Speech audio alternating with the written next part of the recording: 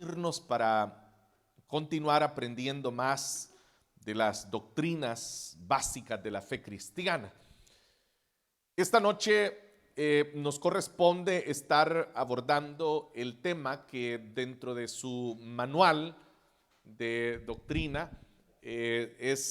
aparece como el cristiano y el Estado.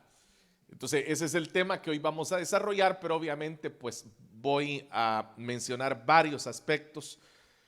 Quisiéramos siempre tener una lectura de la palabra del Señor, la cual nos permite un punto de partida y luego ir desarrollando algunos detalles que serán importantes para que todos podamos tener una comprensión siempre de este tema. Vamos a leer el pasaje, diría yo, clásico sobre este tema, el capítulo 13 de la carta a los Romanos, capítulo número 13, y leo el versículo número 1 en adelante. Todos deben someterse a las autoridades públicas, pues no hay autoridad que Dios no haya dispuesto.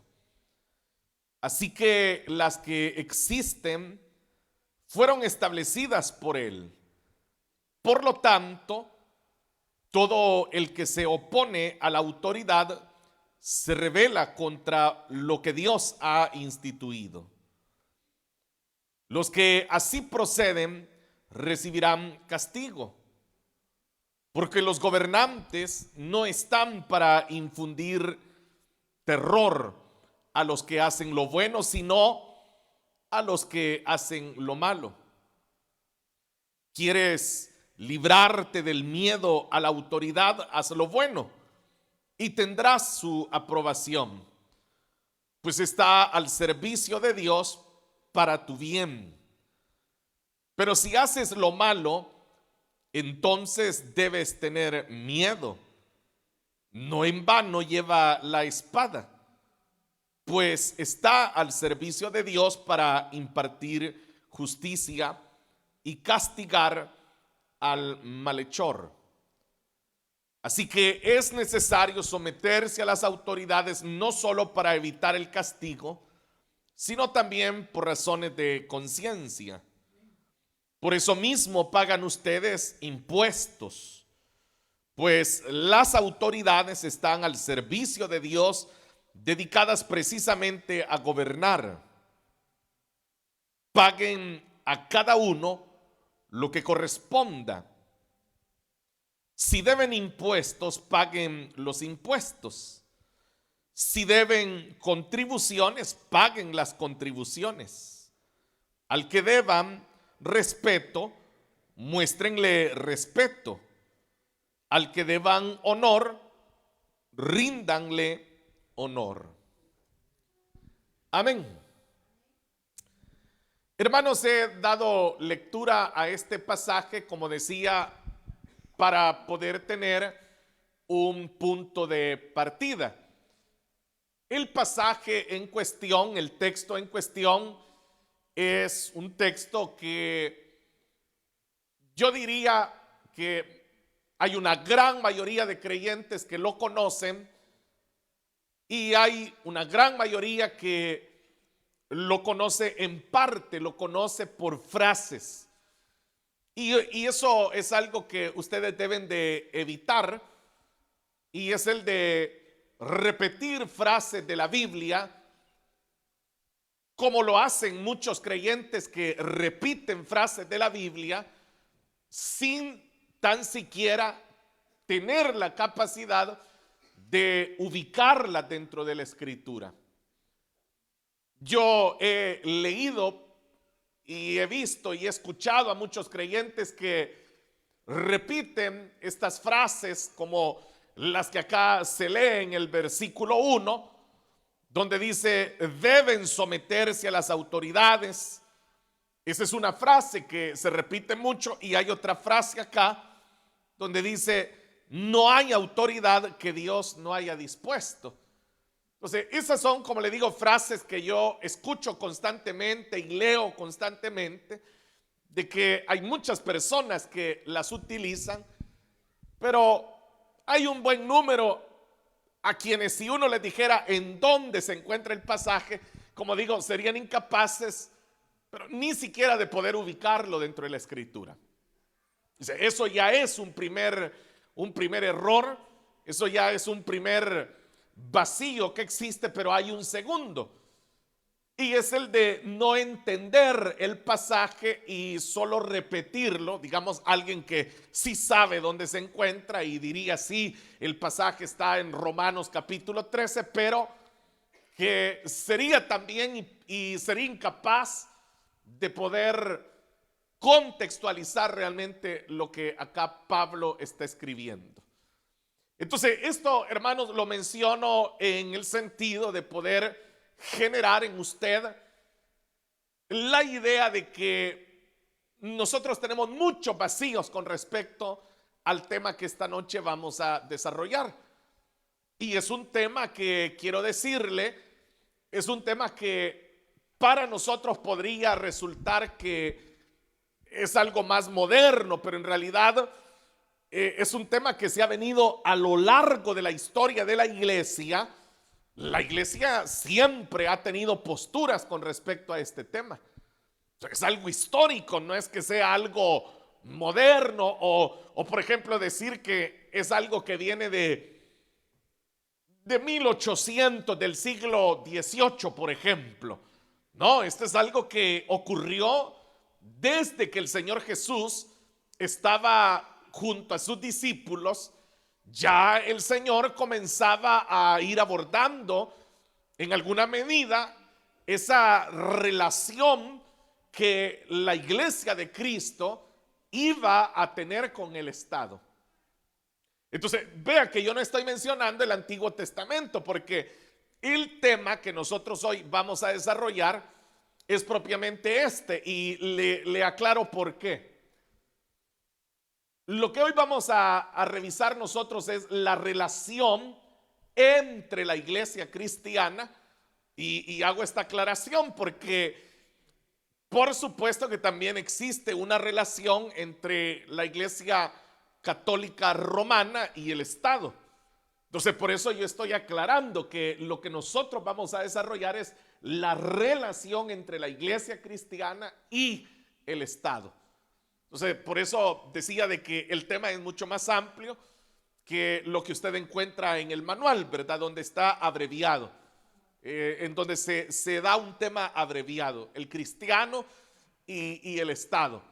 Pero entonces nosotros, como tenemos tiempo para hacerlo, vamos a hablar de eso, esa relación que existe entre la iglesia cristiana, es decir, la postura que la iglesia debe demostrar ante el Estado. Entonces, el Estado, y hoy vamos a mencionar qué es el Estado, porque, como hermanos, voy a sonar repetido, pero es que a mí me indigna, en realidad me preocupa, diría más bien, ver esos vacíos que existen dentro de la conciencia, dentro del pensamiento de la gran mayoría de cristianos hoy en día. Y yo en parte diría y responsabilizo a los mismos pastores también que no instruyen, no aclaran estos detalles con los creyentes, con los miembros de sus iglesias. Entonces, por eso es que ronda en miles de cabezas de cristianos la frase que a lo mejor usted ya la ha escuchado cuando dicen, es que los pastores no tienen que meterse en cosas de política, es que los creyentes no tienen que andar opinando de política. Entonces, esa frase es una frase que lo que demuestra es que los creyentes están en o viven dentro de un estado de ignorancia histórica y bíblica. O sea, decir esa frase, un creyente que dice esa frase, está demostrando que no ha sido instruido bíblicamente, que no se le ha enseñado bíblicamente. Entonces, eso es lo que sucede con el pensamiento de muchos cristianos que individualizan y entonces ellos dicen, bueno, espiritual y mundano. Otros dicen, bueno, lo terrenal y lo celestial. Entonces, esas ideas son las que han llevado a muchos creyentes a tener la postura, la idea, el pensamiento de que el creyente, por ejemplo, no puede opinar con respecto a la injusticia, con respecto a la economía de un país, que no puede opinar con respecto a el marco legal de un país. Entonces se van generando esas ideas de que el creyente tiene que cerrar los ojos y no tiene que ver para ninguna otra parte y solo debe estar pensando el cielo, el cielo, el cielo, el cielo, el cielo, la Biblia, la Biblia, la Biblia, la Biblia. Y entonces no tiene por qué pensar en ningún otro aspecto, porque si lo hace, está haciendo algo que no le agrada a Dios y que Dios no lo ha mandado a hacerlo. Pero como le digo, ahí hay un grave vacío de enseñanza. Y eso es lo que nosotros como iglesia queremos procurar que cada uno de nosotros entendamos. O sea, nosotros no somos ni activistas políticos. Por eso es importante la aclaración de conceptos. Porque cuando se aclaran esos conceptos, es cuando el creyente comienza a distinguir realmente de qué estamos hablando. Por ejemplo, precisamente eso, ¿no? Una de las cosas que más se confunde, y le estoy hablando de lo que yo noto, le estoy hablando de lo que yo percibo en muchos creyentes. Una de las cosas que más se confunde es la política y la política partidaria, que son dos aspectos muy diferentes. O sea, ahí le estoy hablando ya de un concepto y no lo vamos a mencionar ese concepto, no lo tenemos registrado, hemos registrado otros conceptos, pero le estoy usando este como un ejemplo. Si, por ejemplo, yo les pregunto a ustedes, ¿qué es la política? O sea, ¿qué concepto tiene usted de la política? Y ahí es donde la gente dice, ¿verdad? Por ejemplo, la política es sucia, la política, no, es que la política como ciencia es un instrumento que permite la gobernabilidad de un territorio, de una nación. Entonces, usted la idea que tiene al dar esa respuesta es la política partidaria. Cuando ya usted trae a su memoria, por ejemplo, partidos políticos, ¿verdad? Claro, la historia a nosotros nos demuestra que en Latinoamérica, aquí mismo en Europa, en Norteamérica, en Asia, al continente que usted mire, se va a dar cuenta que son los partidos políticos. O sea, nadie llega a ser un gobernante sin pertenecer a un partido político. Entonces, la política partidaria es la que está contaminada porque como allí lo que se va a velar son, en primer lugar, por los intereses del partido político que ha llegado al poder de aquella nación. Entonces, el que llega a ser un presidente, un ministro, un secretario, lo primero que lleva en mente, y porque así se le va a exigir, es representar los intereses del partido que le ha llevado a ese poder. Entonces, allí es donde se está hablando de la política partidaria. Entonces, se da cuenta y hay un concepto que estamos aclarando.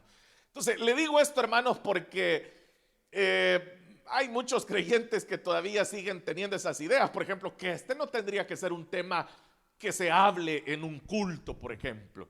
Y yo le aseguro que muchos podrían hasta, si alguien, por ejemplo, nos estuviera viendo a través de la transmisión, alguien diría, miren lo que les enseñan ahí en esa iglesia, de política están hablando.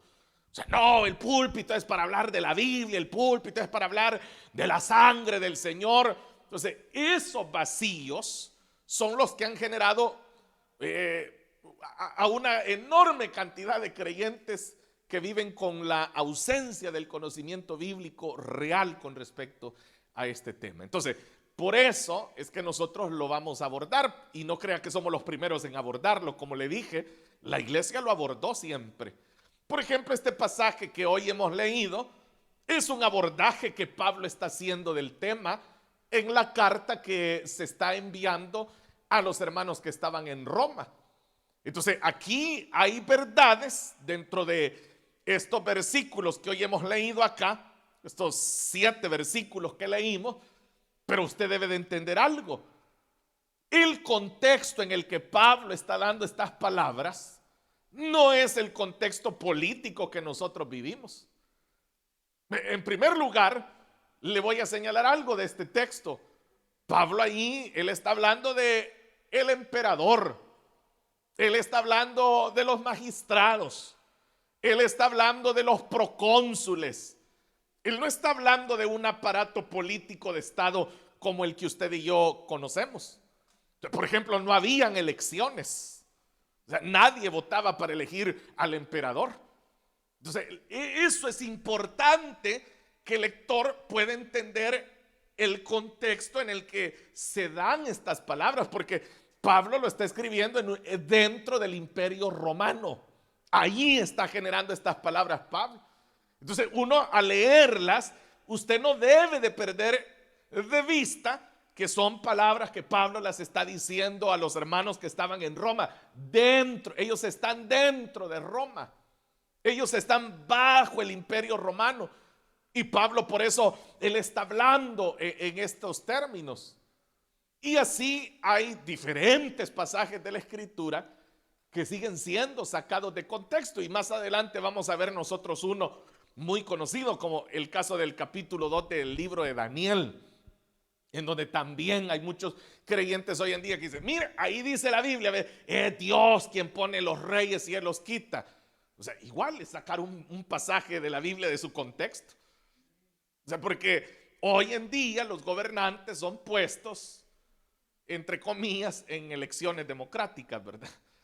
Entonces, pero es diferente. Entonces, el creyente, por eso es importante que nosotros debemos de agudizar nuestro pensamiento.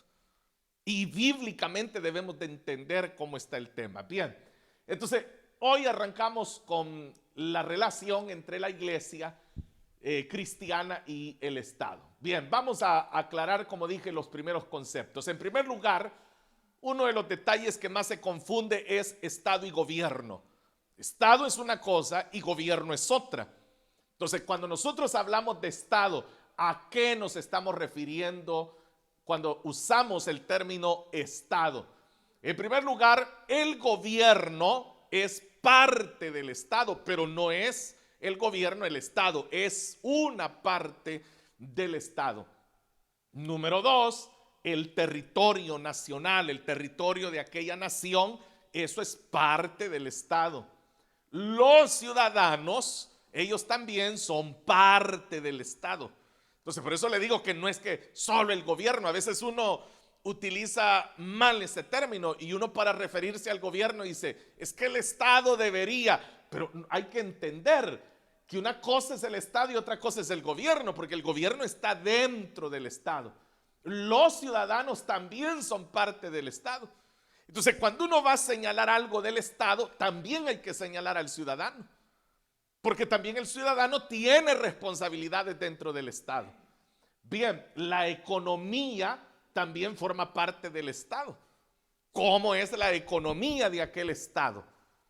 ¿En qué está basada? ¿Qué la hace fuerte o la hace débil? Y un último elemento que también es parte del Estado es la cultura de aquella nación.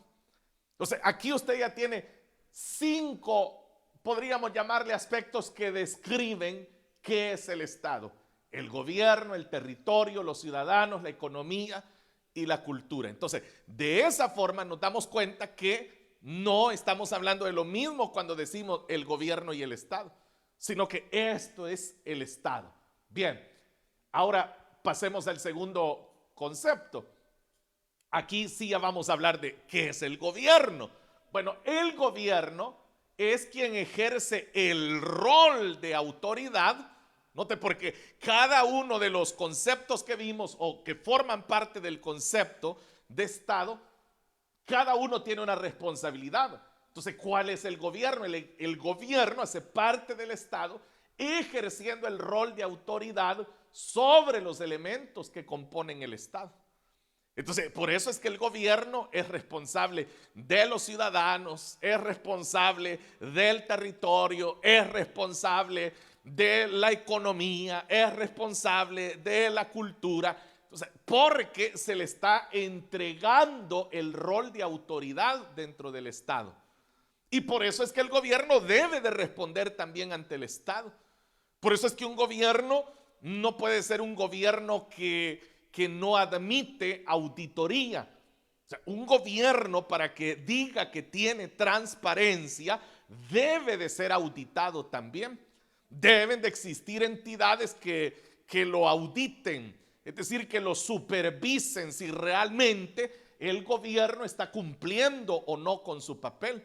Si un gobierno no admite ser auditado, no admite ser supervisado, entonces no está siendo un gobierno realmente, sino que entonces está pasando al modelo que se conoce como una dictadura.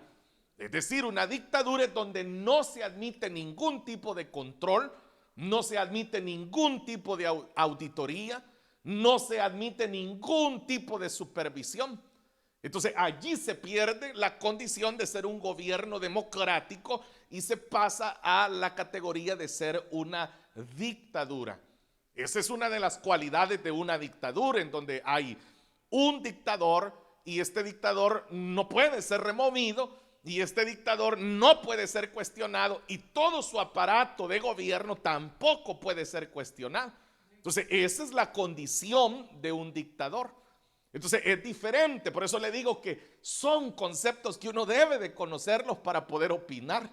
Entonces, pero el gobierno debe de ser auditado, deben de existir canales, deben de existir entidades que constantemente estén monitoreando si realmente ejerce el rol de autoridad sobre los elementos que componen el Estado. Y luego tenemos otro concepto, la iglesia de Cristo. Entonces ahí ya tenemos los tres conceptos para poder arrancar nuestro tema. Ya hemos visto qué es el Estado, hemos visto qué es el gobierno, pero como el tema general es la relación que la iglesia tiene con el Estado, entonces, ¿qué es la iglesia de Cristo? Por eso no tiene nada ahí, porque ustedes ya se lo saben de memoria, ¿no? Ustedes ya saben qué es la iglesia del Señor, ¿sí? Es el cuerpo de Cristo, son los que han sido redimidos por la sangre del Cordero, son aquellos que han sido elegidos, han sido llamados en la soberana gracia del Señor, han venido a formar parte de ese cuerpo, son diferentes miembros, un solo cuerpo.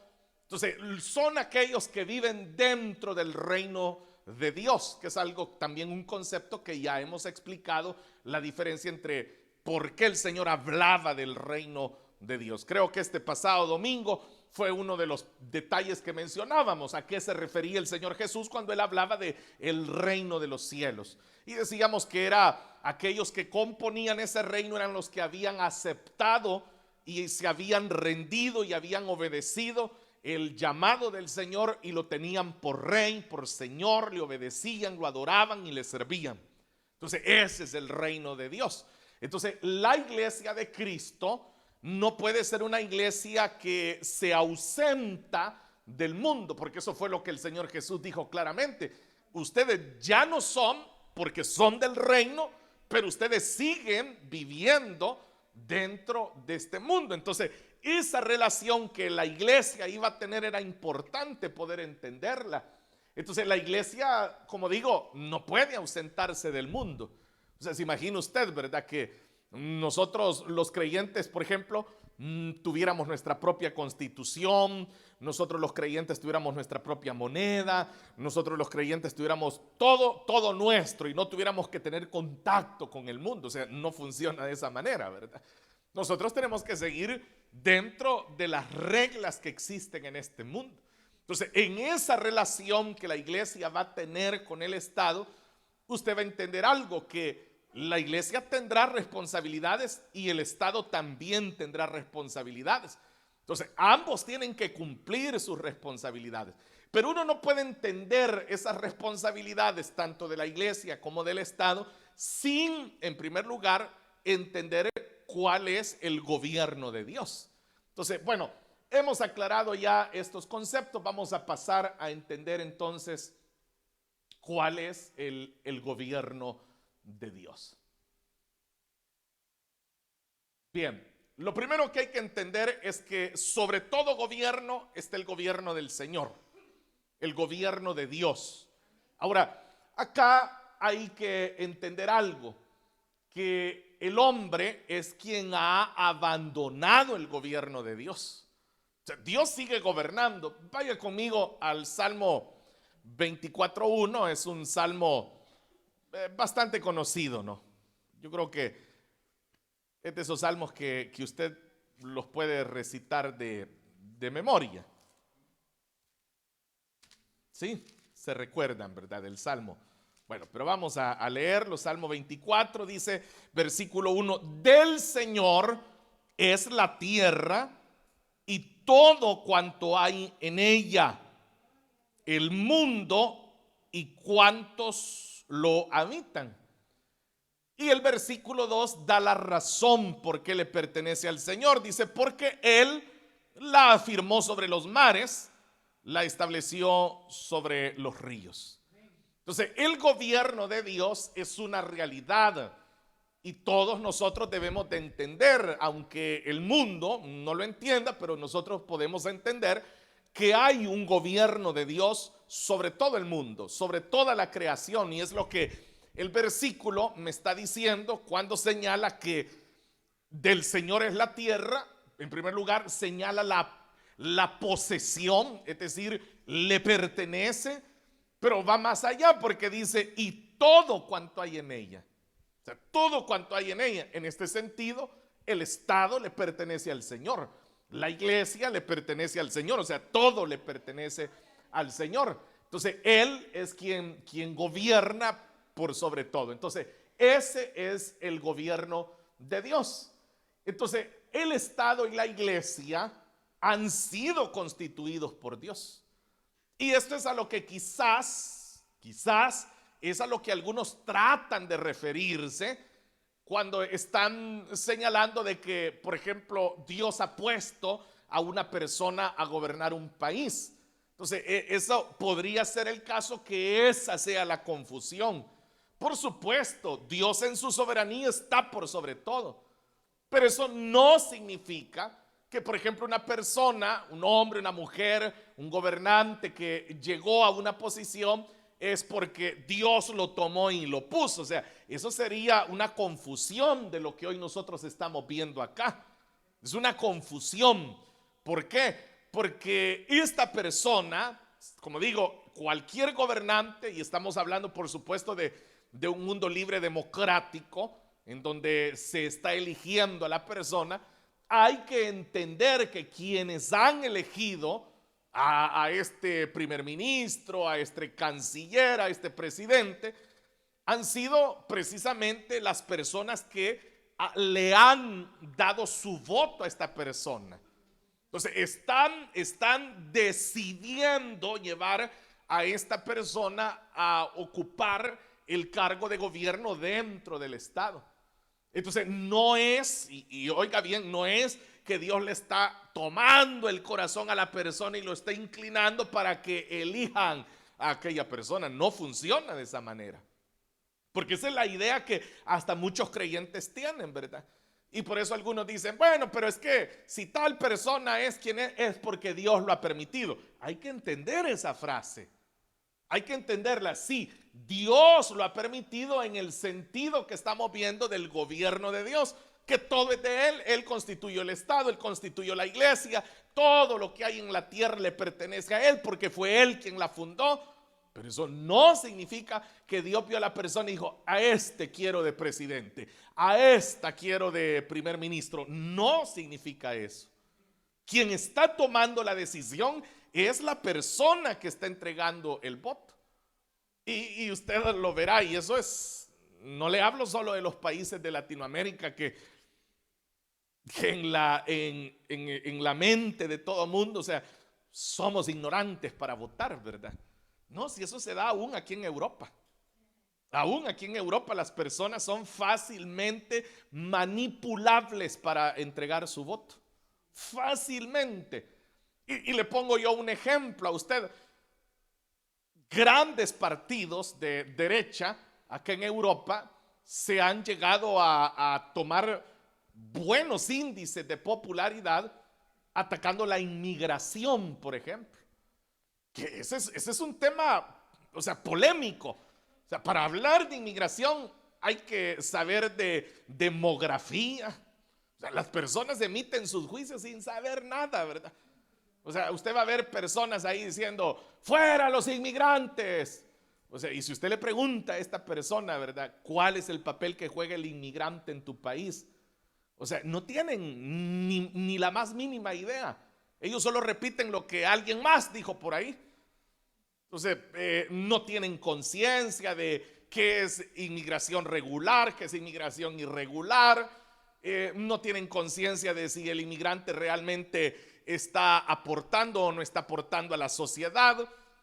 O sea, se da cuenta, son temas y uno diría, pero hermano, nosotros somos cristianos y a nosotros ¿en qué nos va? Bueno, usted es un inmigrante. Sus hijos son inmigrantes también. O sea, nosotros tendríamos que despertar esa conciencia sobre el tema, ¿verdad? ¿Por qué? Porque es lo que le digo, la gente es fácilmente manipulable. Yo recuerdo una vez que yo estaba haciendo una fila en una posta y estaba un señor quizás como de unos 60, 70 años adelante y una persona inmigrante se coló la fila. La persona sí, en realidad estaba cometiendo un acto de mala educación, ¿verdad? Y eso, paréntesis aparte, ustedes deben de ser educados, ¿verdad? También hay que ser educados, hay que saber adaptarse al país donde uno está viviendo, respetar las reglas, respetar las costumbres. Es una de las cosas por las que los inmigrantes caemos mal, ¿verdad? Porque venimos a otro país y queremos vivir como si estuviéramos en el mismo país de nosotros, ¿verdad? Y el natural, pues que se aguanten. O sea, no funciona así porque usted está en casa ajena. Para que tenga la figura, ¿verdad? O sea, usted está en casa ajena, yo no voy a llegar a su casa y me voy a quitar los zapatos en la sala de su casa, ¿verdad? O sea, no funciona de esa manera.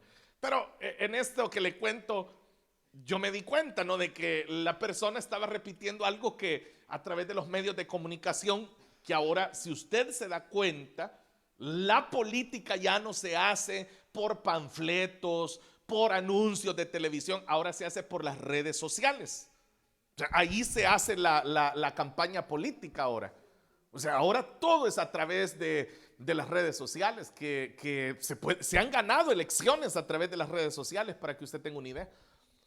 Y es mucho más económico que hace años, cuando las grandes maquinarias electorales tenían que utilizar la televisión y la radio. Ahora es mucho más económico. Pero bien, lo que le quiero contar de este señor es que él dijo, la señora se pasó y él dijo, dijo, un inmigrante, dijo, y pensar, dijo él, que le dan ayuda, dijo, con el dinero que yo he guardado de mi pensión. Entonces, eso es algo que lo han repetido y lo han repetido, ¿verdad?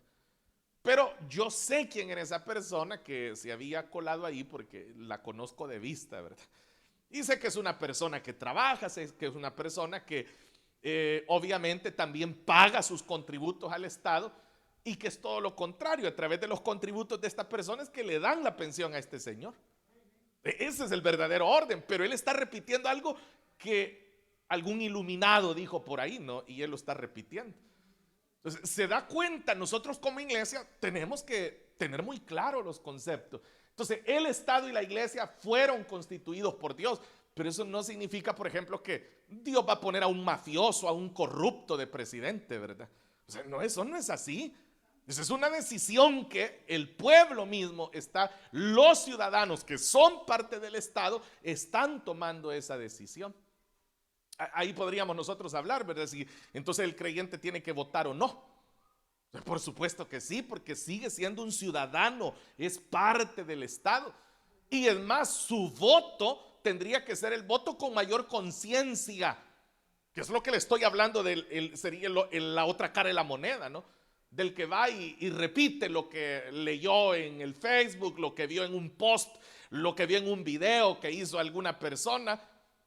Y como así es la campaña electoral, ¿verdad? Ponen videos de algún inmigrante haciendo algo, Entonces, y ya toda la gente dice, ya ve, ya ve, ya ve, ya ve. Y eso se va volviendo viral. Por eso es que existe ese término ahora en las redes, viral.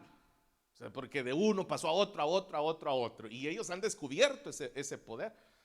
Entonces, el creyente es diferente porque el creyente tiene sabiduría de Dios. O sea, el creyente tendría que tener el criterio de saber decidir, de analizar, de ir a la escritura y comparar los modelos bíblicos, lo que la Biblia está diciendo. Por ejemplo, si usted se fijó en lo que nosotros leímos en Romanos, no solo dice las dos frases que muchos repiten, ¿verdad? De decir, hay que someterse a las autoridades, porque Dios las puso. Ahí hay más, hay mucho más en los versículos. Dice el versículo 3, porque los gobernantes no están para infundir terror. O sea, ahí hay un detalle. O sea, ¿qué infunde un gobernante en un país? ¿Infunde paz o infunde terror? O sea, ahí hay un detalle. Por eso le digo, el pasaje es más amplio, ¿verdad? Por ejemplo, dice acá de que no está para infundirle terror a los que hacen lo bueno, sino a los que hacen lo malo. Pero vea usted cuántos países hay en donde el que trata de hacer lo bueno, por el contrario, termina mal.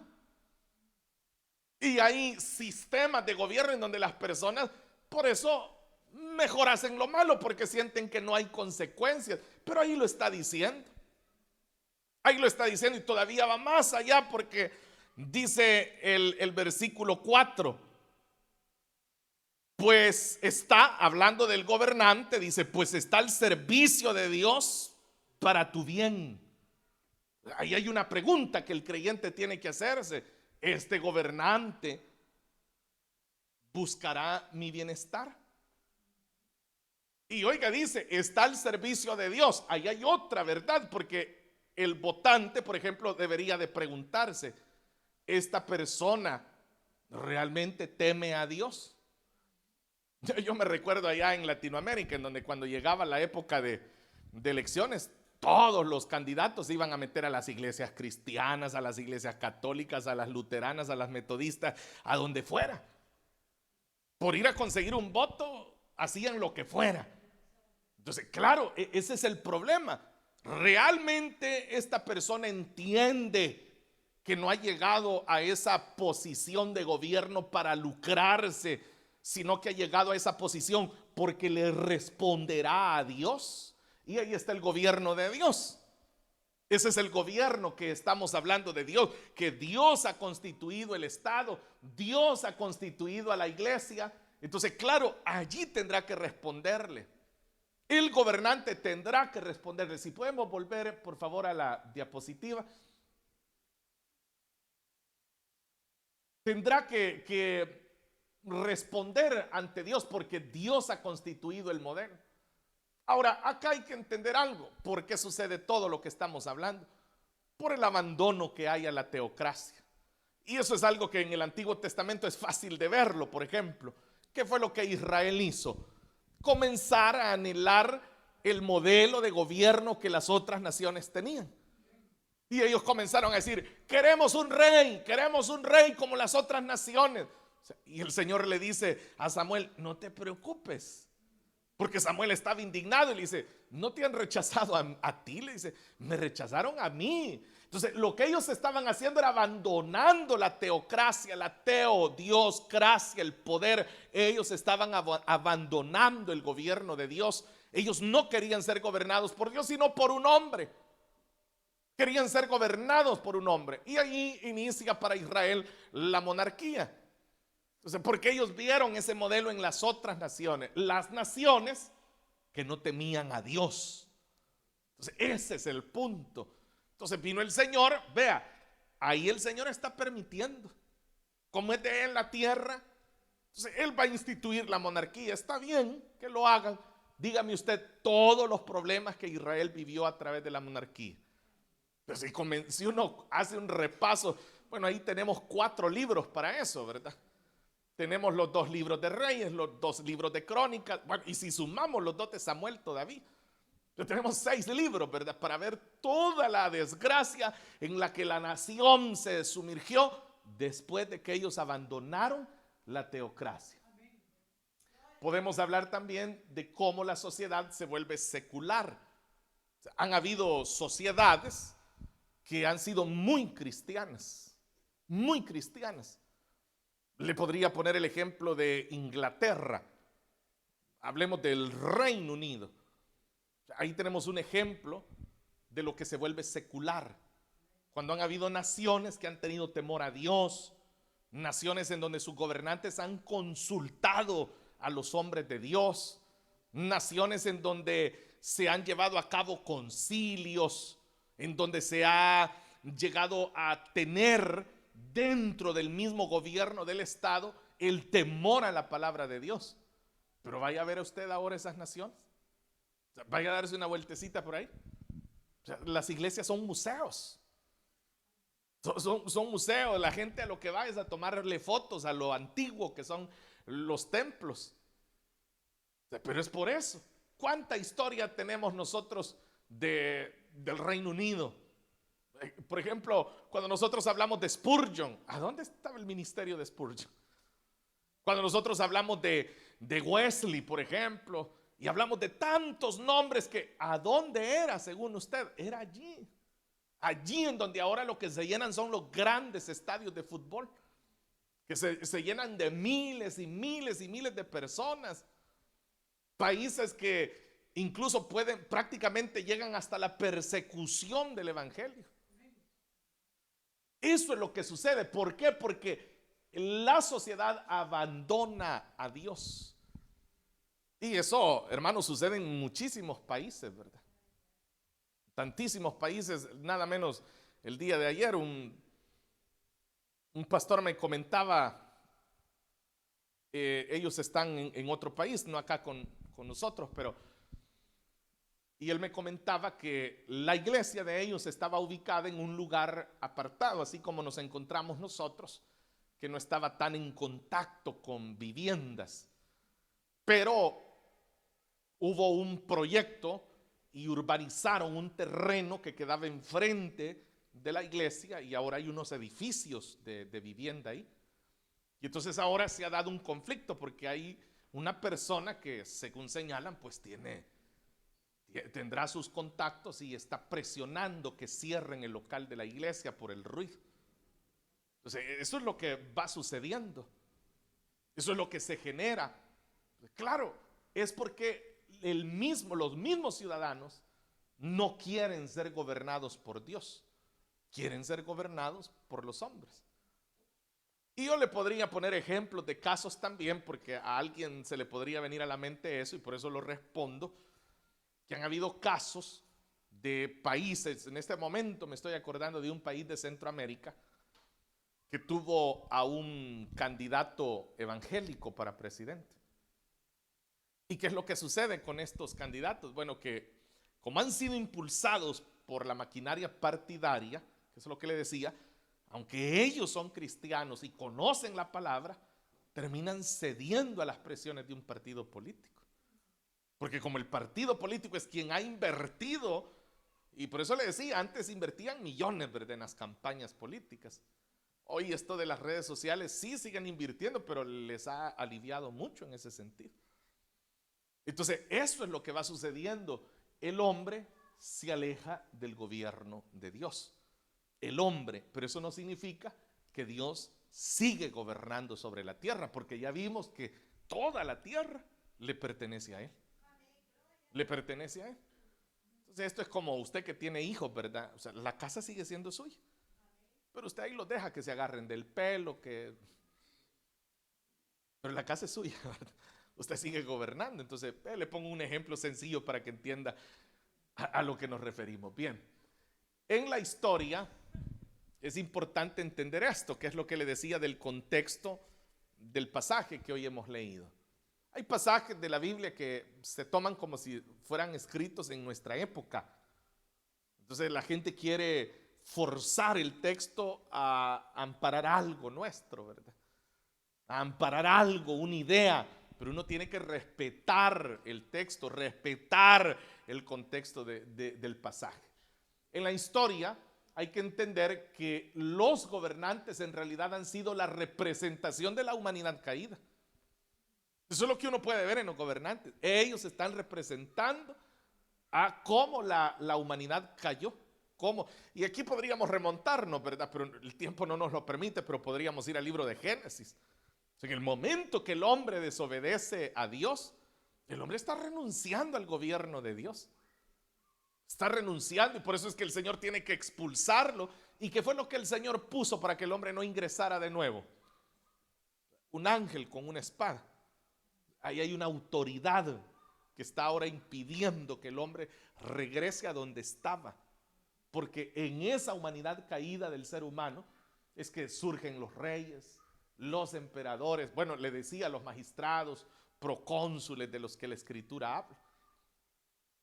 ¿Se recuerdan ustedes de lo que Pablo hace cuando está con el procónsul Sergio? ¿Se recuerdan ustedes en el libro de los Hechos? Que Pablo le está compartiendo el evangelio y el hombre está impactado de lo que está oyendo. Pero ¿quién estaba a la par del procónsul Sergio? Un hombre que practicaba la hechicería, y dice que este hombre, y así lo dice el texto, resistía lo que Pablo decía. Es a quien Pablo deja ciego por un tiempo, y así dice la Escritura que Pablo le dijo hijo del diablo. Oigan los calificativos que le da Pablo a Bar Jesús: hijo del diablo, enemigo de toda justicia. ¿Hasta cuándo dejarás de trastornar los caminos rectos del Señor?, le dice. Ahí tiene usted la figura, y uno podría ponerse a pensar, ¿verdad? ¿Cuánta gente ejerciendo gobierno? Esas son las funciones que tienen. Son enemigos de toda justicia, hijos del diablo, aprobando leyes que van en contra de la naturaleza del ser humano. Son enemigos de toda justicia, se oponen a todo lo bueno, trastornan los caminos rectos del Señor. Pero imagínense Pablo lo que está diciendo, o sea, se lo está diciendo un funcionario, pues. Y nadie dijo, mire, Pablo, en vez de estar orando por él, lo que le está diciendo. Eso es lo que muchos cristianos en su vacío es lo que pensarían hoy en día. O sea, si uno mira a Pablo ahora diciendo algo así, ¿verdad? Muchos cristianos dirían, mire, Pablo predicando el evangelio debería estar en lugar de estar atacando. ¿Se da cuenta?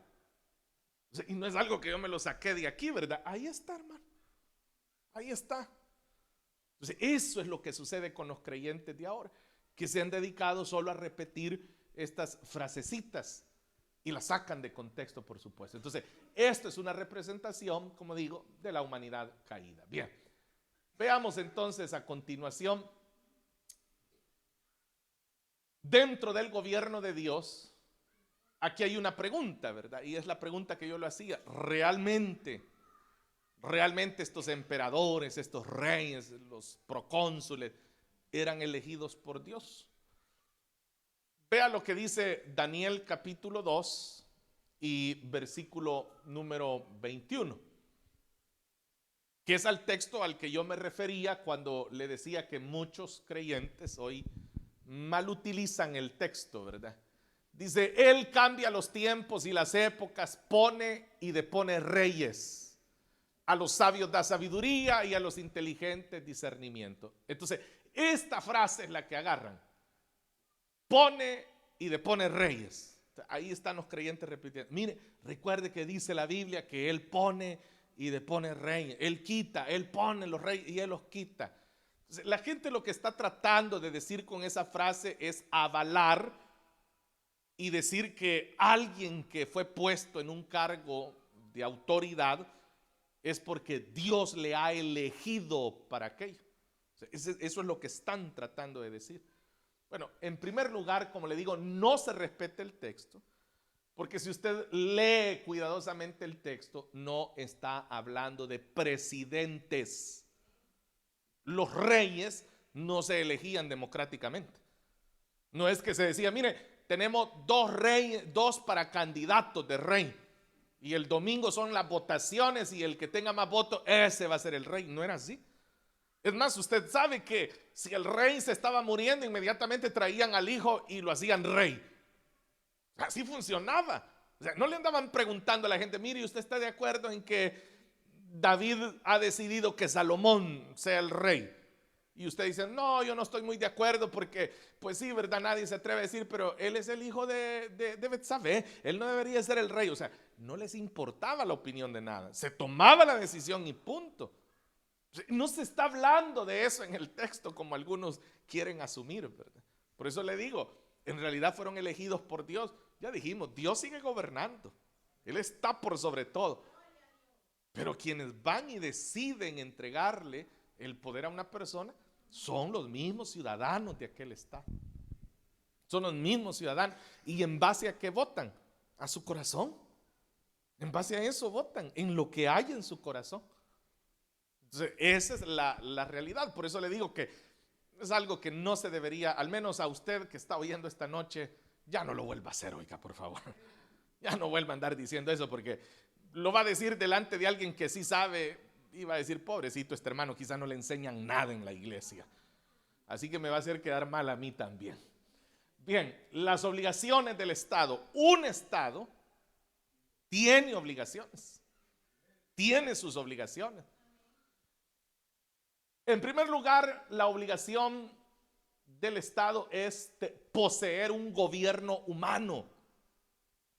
Cuando hablamos de un gobierno humano, es un gobierno sensible, un gobierno que entienda las necesidades del ser humano. Eso precisamente es lo que un Estado está obligado a tener, un gobierno sensible. O sea, no puede ser un gobierno insensible a la necesidad del ser humano, insensible a la vida humana. El gobierno debe de darle sentido y valor, porque cada ser humano posee un valor. Si es un niño, si es una niña, si es un anciano, si es un joven, si es un hombre, si es una mujer, todo ser humano tiene un valor. Es un valor implícito que hay en él porque fue hecho a imagen y semejanza de Dios. Por eso es que Dios está en contra del suicidio. Dios está en contra del homicidio. Porque ahí está implícita la imagen de Dios. Por eso es que, bueno, hoy ya no tenemos tiempo, ¿verdad? Pero uno de los temas que se podría debatir dentro de la iglesia es la pena de muerte, por ejemplo. Entonces, si yo le pregunto a usted y usted está de acuerdo con la pena de muerte, o sea, ¿cuál sería su respuesta, verdad? ¿Qué dirían los hijos de Dios? Pero ahí usted conoce las opiniones de muchas personas, ¿verdad? Entonces, vea eso, es lo que estamos mencionando, un gobierno humano, la administración territorial. O sea, debe de existir un gobierno transparente, un gobierno que respete el derecho de Estado en la administración territorial. ¿Se ha dado cuenta usted? Y le voy a poner un pequeño ejemplo, ¿no? ¿Se ha dado cuenta usted cómo hay países en donde hay personas que pueden tener 5, 7 casas y hay gente que no tiene ni una? Precisamente es algo que es el Estado el que debería de velar por esos detalles. Pero hay países, por ejemplo, en donde pareciera que el sistema bancario está creado para que nadie llegue a tener una casa. Donde es un sistema que casi que es inviolable el sistema y no tan fácil alguien logra penetrar el sistema para llegar a tener una vivienda. Pero hay países, como le digo, en donde hay personas que son dueños de hectáreas de terreno, cuando hay gente que no tiene pero ni 10 metros cuadrados para hacer una casita. Y eso es algo que le compete al Estado. Es el Estado el que tiene que velar por eso. No sé si usted lo sabe, pero cada estado debería de promover proyectos sociales de vivienda.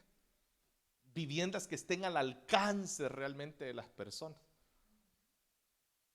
Bueno, nosotros que vivimos acá en este país, ustedes pueden ver los desorbitados costos que hay ahora de alquiler en este país, ¿no? Y ya no digamos de poder comprar una vivienda. O sea, es algo desorbitado. ¿Quién regula todo eso? Pero como aquí es donde entra el punto de los intereses de un gobierno dentro del Estado. Pero esa tendría que ser una obligación del Estado. El bienestar del ciudadano. Esta es otra obligación del gobierno. El gobierno que está dentro del Estado debe de velar por el ciudadano que también es parte del Estado. Todo ciudadano tiene derecho a estos tres derechos. La educación. Un país que no tiene educación es un país que vivirá en una completa ignorancia siempre. Una completa ignorancia siempre. Es increíble ponerse a pensar cómo hay naciones que destinan sus presupuestos a la guerra, pero no a la educación. Países en donde las escuelas se pueden estar derrumbando, donde no hay pero ni profesores en las escuelas, pero se pueden construir en centros élites de la ciudad grandes edificios, mientras en las zonas rurales pueden haber escuelas que no tienen pero ni una buena silla para que se siente alguien. Ese es un derecho que tiene todo ciudadano a ser educado. Y ser educado no significa que le enseñen a leer o a escribir. Eso es básico. Es a recibir una educación, una formación real. Tomar al niño desde temprana edad y llevarlo y concluir la etapa de educación hasta que se le haya profesionalizado. Ese es un derecho que tiene todo ciudadano. Y es un derecho. Ahora, dígame usted, si un cristiano exige ese derecho, ¿está pecando? De ninguna manera. Pero ¿qué es lo que resuena en la mente de muchos hermanitos? No, es que lo que tenemos que hacer es orar. Usted lo que tiene que hacer es ponerse a orar. Mejor pídale al Señor. No, no es eso, hermano. Es un vacío de conocimiento pensar algo así. Eso es un derecho. ¿O va a decir usted que cuando le han cobrado de más no se pone usted a pelear por allá? Ahí no dice usted, no voy a pelear, me cobraron de más, pero como soy cristiano, o si le pagan menos. No dice, no, está bien que no me pagaron, la mitad me dieron, pero como soy cristiano. Bueno, la salud es un derecho para todo ciudadano. La salud, todo ciudadano tiene derecho a que se le asista en su salud. Y estamos hablando de una salud integral. Estamos hablando de que todo ciudadano dentro de un estado tiene derecho a que se le cuide su salud. Y no hablamos solo de que le den una píldora, ¿verdad?, para quitarle algo. Estamos hablando de que se le dé un cuidado al niño, que se le asista en pediatría, que este niño esté bien alimentado, que este niño pueda crecer fuerte y sano, que pueda tener un desarrollo normal, proveerle de vitaminas necesarias, de nutrientes. A los ancianos de igual manera un cuidado integral del anciano. Vea, todo eso. ¿Realmente es un pecado exigir algo así? De ninguna manera, hermanos. Es lo justo, es lo que la Escritura está hablando. El respeto hacia el mismo ser humano. Son derechos que están en la vida de un ser humano. Y la seguridad, por supuesto, ¿verdad? La seguridad es un derecho que todo ser humano tiene dentro de la nación, dentro del estado donde habita. Ahora, por supuesto, dígame usted, ¿en qué país no hay inseguridad? Lo que sucede es que la inseguridad se presenta de diferentes formas en los diferentes países. Hay países en donde la inseguridad tiene un origen.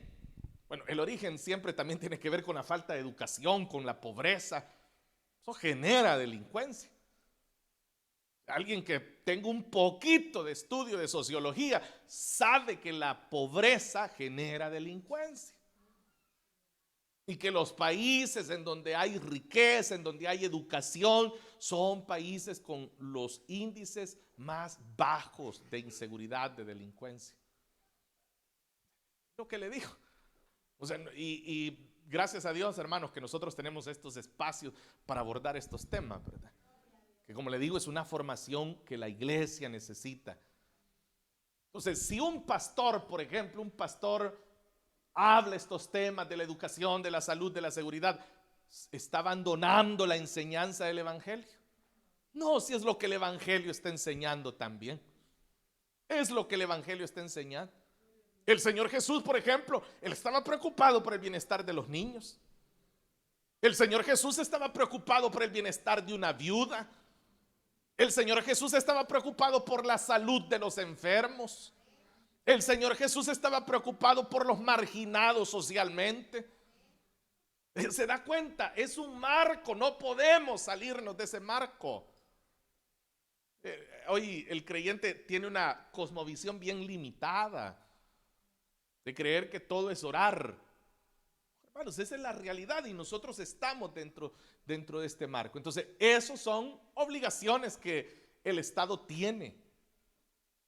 Una economía estable es obligación del Estado, del gobierno, que el Estado tenga una economía estable.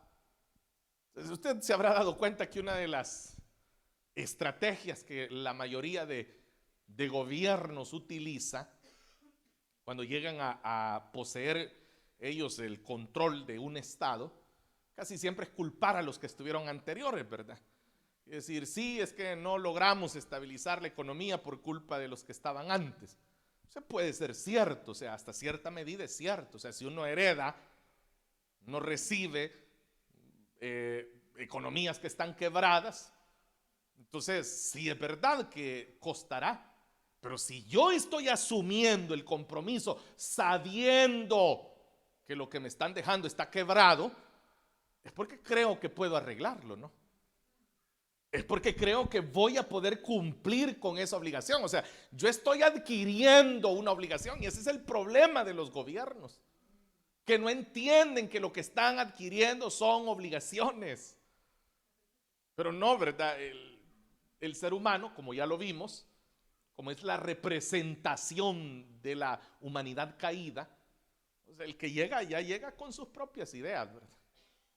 Es como los niños, ¿verdad? Cuentan los dulcitos y dicen, vaya, 1 para vos, 3 para mí. 1 para vos, 5 para mí. Es a lo que llegan. ¿Pero por qué? Porque ese es el corazón del ser humano. Así es el corazón caído, perverso, alejado de Dios, que ha abandonado el gobierno de Dios. Pero es para eso, ¿verdad? O sea, alguien que está asumiendo una responsabilidad es porque creen que puede resolver aquello. Entonces, una de las obligaciones que va a tener el Estado es dar una economía estable. Y por último, las bases sólidas. Se deben de dar bases sólidas para estos rubros. Bases sólidas sociales. Por ejemplo, una de las cosas que más le ha funcionado a los gobiernos es dividir la sociedad. Esa es una consigna muy antigua, ¿verdad? Divide y vencerás. Entonces la gente ahí está enfrentada unos con otros. Yo soy de este color, tú eres del otro color, yo voy aquí, yo creo aquí, bla, bla, bla. Entonces, y el Estado sigue quebrado, sin salud, la economía por el suelo, pero la gente no se percata de eso. No se percata de eso. Fíjense que una de las cosas que a mí me causa gracia, ¿verdad? Para poder ilustrarle lo que le estoy diciendo es cómo hoy en las redes sociales todo el mundo es teólogo, todo el mundo es político, todo el mundo es historiador. O sea, las redes sociales le han dado tanto al ser humano que el ser humano se cree de todo ahora por las redes sociales. Una de las cosas que a mí siempre me deja admirado es ver cómo hay personas de mi país, o sea, le hablo de mi país, ¿verdad? Que pelean por el estado de la política del país y ellos están viviendo acá. O sea, aquí ganan, aquí trabajan y están peleando desde acá para allá. Yo siempre me hago una pregunta bien básica, ¿verdad? Bien sencilla y yo digo, ¿pero qué hacen acá entonces? Digo yo. O sea, para mí es una pregunta lógica y la digo sin ofender a nadie, de verdad, que la digo con honestidad, ¿verdad? Yo digo, o sea, si en un lugar alguien me está diciendo que está bien, entonces mi pregunta es, ¿qué hace una persona sufriendo las adversidades de la inmigración acá, ¿verdad? Pagando los altos afitos que hay acá, teniendo que trabajar acá. O sea, cuando hay un lugar que en teoría se estaría 1000 veces mejor, ¿no? Porque esa es la disputa, ¿verdad? Que alguien diga, está mal la nación, pero el otro dice, no, ¿cómo va a creer? Estaba peor, no, pero aquí y allá. Pero están acá siempre, los dos que están peleando están acá, ¿verdad? Yo digo, ¿y por qué hacen eso, no? Todavía yo logro entender que alguien esté peleando, pero que está allá del otro lado, ¿verdad? O sea, el que está allá del otro lado, o sea, bueno, ahí conoce, ¿verdad? Pero yo creo que es más un entretenimiento el que encuentran en eso, pero es esto, es porque socialmente están divididos. Y eso, por eso existe la división de clases, el rico, el pobre. Por eso se habla de clase alta, clase media, clase baja. Por eso se ha hablado de blancos, de negros. Siempre se ha hecho eso. Es segregar, segregar. Y segregar significa dividir. Y si dividen, entonces la gente está dividida y nadie sabe lo que realmente está ocurriendo. Entonces esas bases se tienen que dar socialmente. Un Estado que es socialmente sólido. Culturales. Usted va a ver, o sea, la gente no conoce culturalmente su misma nación. No conocen culturalmente ni su misma nación, ni menos conocerán el mundo. Un día de esto uno de mis hijos me enseñó un video de unos jóvenes que los toman en una plaza acá en Europa, eso es acá en Europa, y les preguntan, ¿no? Les dicen, la capital de tal país, y los jóvenes se quedan, y le hablo de jóvenes ya de 19, 20 años, ¿verdad? Que en teoría ya tendrían que haber cursado la superior, por ejemplo. Y les hacen como 3 preguntas, pero son diferentes grupos, ¿verdad? Y andan entrevistando. O sea, culturalmente la gente ignora tantísimas cosas. La gente hoy tiene más conocimiento de youtubers, de todo eso, que del mundo. O sea, la gente ignora dónde queda tal país. Esa es una pregunta que le hacen a la gente también. ¿En qué continente está tal país, por ejemplo? Y la gente se queda en la luna, no saben nada. Saben nada. O a otros les dicen, ¿conoces a tal compositor, por ejemplo, de hablar de Bach, de Beethoven, Mozart? O sea, la gente se queda. O sea, ellos conocen a los cantantes de reggaetón, ¿verdad? O sea, se da cuenta, o sea, culturalmente, o sea, sucede eso. Pero son también obligaciones del Estado, el proveer, ¿verdad? Fíjese que hace algunos años yo conocí a él era chileno, y este muchacho había llegado a hacerse cargo de una orquesta sinfónica. Y él era vecino, yo vivía en un apartamento y él era vecino mío y nos encontrábamos a veces en el parqueo. Y entonces él una vez me regaló unas entradas para ir a ver la sinfónica que él dirigía. Yo fui como en 2 oportunidades. Y recuerdo que en una ocasión me lo volví a encontrar y él se despidió y me dijo, me voy, me dijo, me regreso para mi país. ¿Y eso por qué? Le digo yo. Y él usó esta frase, me dijo, bueno, me dijo, porque aquí en tu país, me dice, no tienen dinero para eso. Nos han cancelado el presupuesto, me dijo, entonces ya no me pueden pagar, dicen que no me pueden pagar y bueno, entonces me tengo que regresar a mi país. Y le hablo de una sinfónica que estaba compuesta por jóvenes, ¿verdad? Esos son aspectos culturales que un Estado debe de promover. Y religiosamente, o sea, el Estado debe de respetar también y promover el respeto de las religiones dentro de un Estado. Si usted mira entre paréntesis dice Estado laico, porque la gran mayoría de estados son laicos. ¿Y eso qué significa? Que no hay una religión. O sea, el Estado no está practicando, el gobierno, el Estado no está practicando una religión. O sea, es decir, que las religiones podrían convivir en paz. O sea, al menos en teoría eso tendría que ser, ¿verdad? Que las religiones se respeten unas a otras. Entonces, todas esas son obligaciones del Estado. Bien, el tiempo se me ha terminado, hermanos, y todavía nos quedaban las obligaciones de la iglesia, pero esas se las resumo en que si un creyente está obedeciendo a Dios, estará obedeciendo también las leyes civiles de un Estado. Pero sí, en todo momento el creyente debe de brindar obediencia civil, respeto a las leyes del país, debe de tener el cumplimiento de sus obligaciones tributarias, porque los que se quedan con las dos primeras frases del capítulo 13 no llegan al final al versículo 7, donde dice que también hay que pagar los contributos, ¿verdad? O sea, ya hasta ahí ya no llega la gente que se está peleando por las dos frases de el gobernante fue puesto por Dios, debemos de sujetarnos, debemos de orar por el gobernante, pero ya no llegan hasta ahí, hasta donde no quieren cumplir con sus obligaciones. Teníamos más, exigir que el Estado cumpla con su deber. O sea, eso no es anticristiano, que un creyente espere y exija que el Estado cumpla con sus obligaciones. Que esa es la gran confusión que muchos están teniendo hoy en día, que creen que eso no se debería de hacer, que eso no es bíblico, que el creyente se tiene que poner a orar nada más, orar por los gobernantes.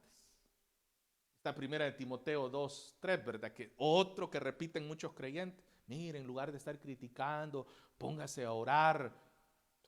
¿Qué está diciendo primera de Timoteo 2 y versículos 2 y 3? Con eso vamos a terminar, vamos a leerlo. Primera de Timoteo 2. Solo le explico esto, hermanos, y con esto finalizamos. Dice, por los reyes y por todas las autoridades. Está hablando de la oración que se tiene que hacer por ellos, que es lo que muchos cristianos dicen. Hay que orar, dicen. ¿Pero para qué? Ahí dice, para que tengamos paz y tranquilidad y llevemos una vida devota y digna. Para eso es que se tiene que orar. O sea, cuando usted le diga a alguien, mire, hay que orar por los gobernantes, pero no es bendícelo, Señor, bendícela, Señor, y no es eso, hermano, como los creyentes piensan. No, es, Señor, que aprendan a ser justos, que aprendan a tener temor de tu palabra, que respeten la vida humana, que respeten la dignidad social del ser humano. Esa es la oración, eso es lo que está diciendo el texto. Si podemos volver, por favor, donde dice, ahí dice, oiga, está dando la razón para qué tiene que orar, para que tengamos paz y tranquilidad. En otras palabras, para que cumpla con su obligación el gobernante.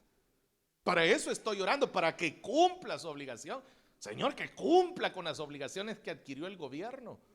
Eso es lo que está diciendo. Y llevemos una vida devota y digna.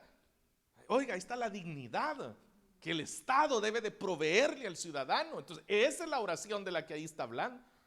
Y luego dice el siguiente versículo, el versículo 3, esto es bueno y agradable a Dios nuestro Salvador. Ahí está el parámetro. Lo que un gobierno está haciendo es bueno y agradable a Dios, sí o no. Eso es lo que el creyente tiene que orar. Ahí está la oración del creyente.